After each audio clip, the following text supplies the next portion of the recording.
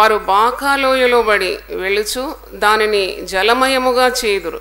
తొలకరి వాన దానిని దీవెనలతో కప్పును. బాకాలోయ అని రాయబడి ఉంది. ఈ బాకాలోయ అంటే ఏంటి? బాకాలోయ అనేది ఒక ఏడుపు లోయ అన్నమాట. ద వ్యాలీ ఆఫ్ బాకా is called a valley of weeping.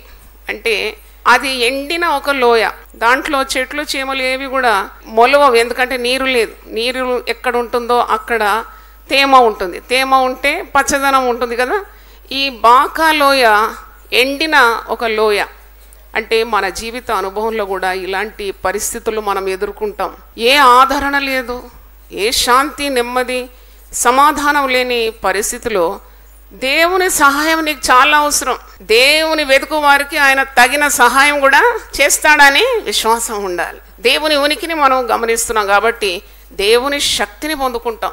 మన జీవితంలో అలసిపోయినప్పుడు, విసిగిపోయినప్పుడు, వేసారిపోయినప్పుడు, ఆదరణ లేనప్పుడు, చీకటిగా ఉన్నప్పుడు, భయం సంభవించినప్పుడు, బలహీనత ఉన్నప్పుడు వెంటనే నువ్వు ఎవరి సహాయం కోరుతున్నావు? దేవుని సహాయం. హల్లెలూయా. దేవుని సహాయం కోరుతున్నావు, దేవుడు నీకు సహాయం అందిస్తున్నాడు.